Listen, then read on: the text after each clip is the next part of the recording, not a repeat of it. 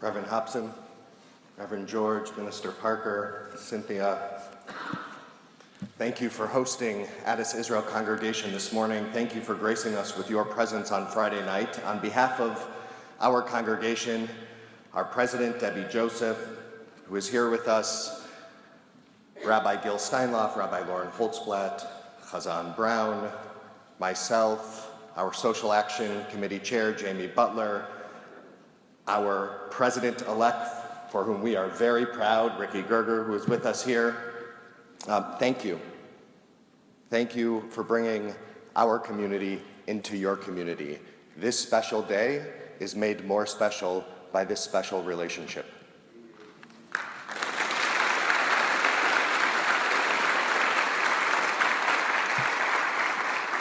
I've been waiting a year to bring you my regrets. Last year, on Saturday night, just before this service, Sunday morning, my wife went into labor with our third son, and so that seat was empty because I made the right decision.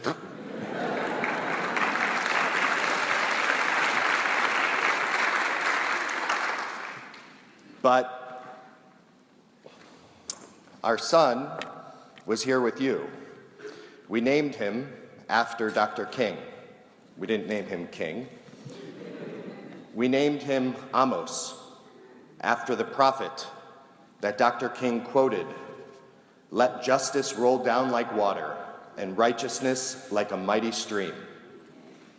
And my wife and I, who was also a rabbi, we said to each other that Monday morning that we decided on the name because God brought it to us.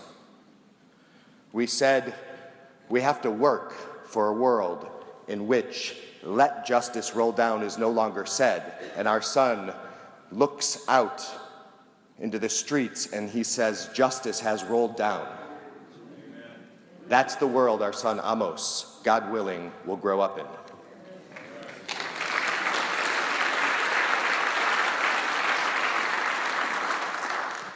In the synagogues across the world, Jewish people read every single year the entire 5 books.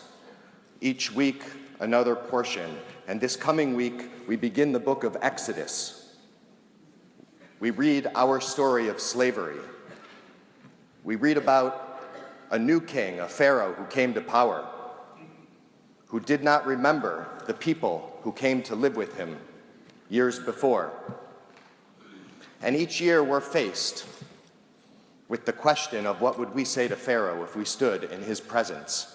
But this year I have a different question I want to ask. I want to ask the question not of what we would say to Pharaoh, but what we would say of the Egyptians who were shopkeepers, the Egyptians who were doctors, the Egyptians who were bankers, who were silent,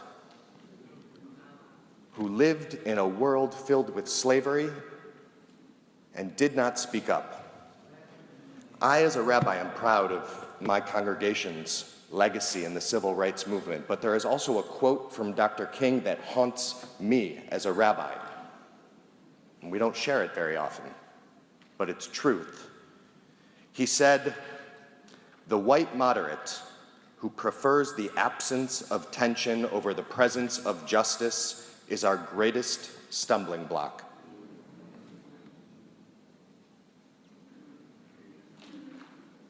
That's a mirror being held up to us.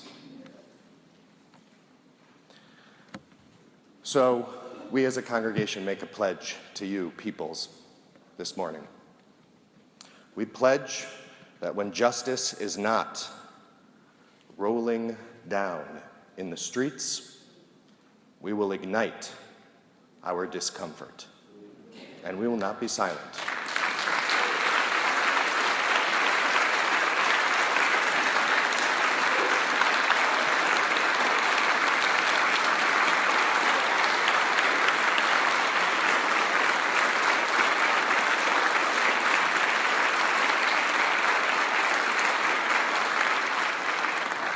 In schools, in prisons, sadly connected, in synagogues, in churches, in courts, in Congress, and yes, in the White House. When righteousness is not flowing like a mighty stream, we will embrace our discomfort, we will name truth, and we will stand with you. Thank you.